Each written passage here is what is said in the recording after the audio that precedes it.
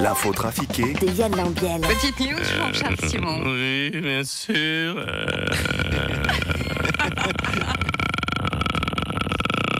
Vous avez vu que Nabila a été cambriolée. Ils lui ont piqué tous ses shampoings. Voilà, c'était ma vanne.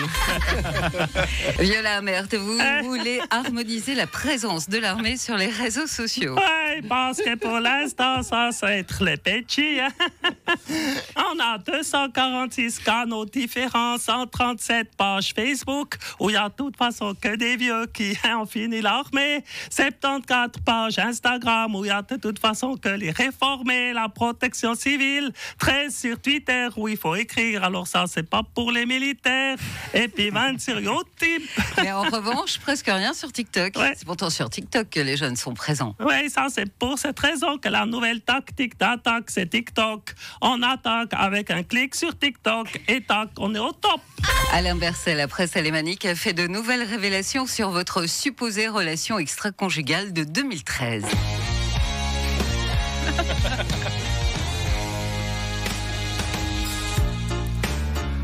Écoutez, en tant que ministre socialiste, super sexy, en charge des affaires sociales, de la culture, des gonzesses et de la santé, je vous salue. Monsieur Berset, vous auriez utilisé une limousine de fonction pour rejoindre votre maîtresse en Allemagne. Pourquoi ? Écoutez, pour la simple et bonne raison qu'il y a plus de place que dans une Twingo.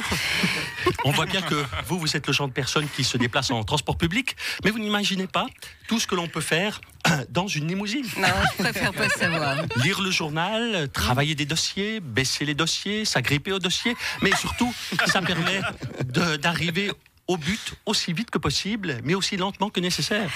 Et d'ailleurs, si vous voulez faire un tour en limousine, j'ai du champagne et des petits fours. Vous pouvez emmener d'ailleurs Lauriane, Jacqueline, tout le monde. Non, mais vous plaisantez. Mais évidemment que je plaisante.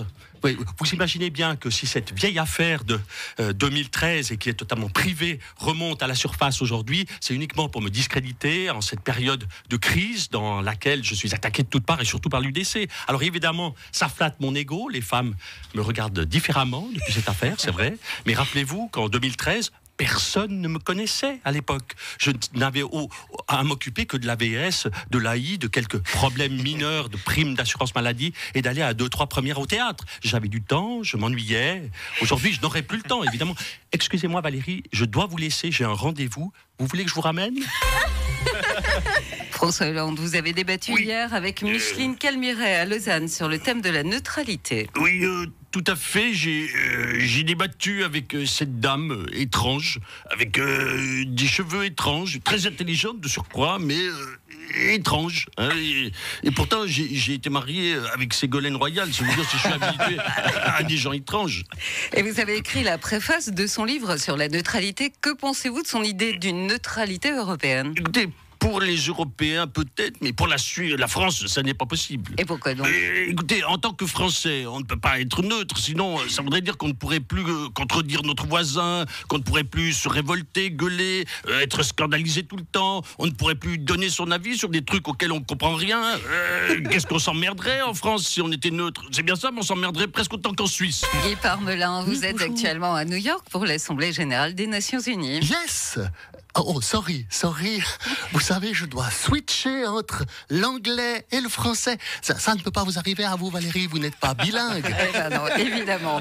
Que pensez-vous de l'affaire qui secoue votre collègue Alain Berset ? Alors, secouer n'est peut-être pas le bon terme, Valérie. Mais vous savez, moi aussi, on a essayé de me faire chanter pour des photos coquines, Monsieur Parmelin, excusez-moi, mais on n'y croit pas une minute. Mais pourquoi, Alain Berset, il est plus...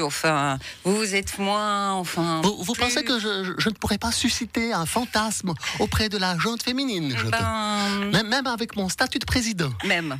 Mais pourtant, moi, contrairement à Alain, j'ai des cheveux. Ah oui, mais c'est pas le problème.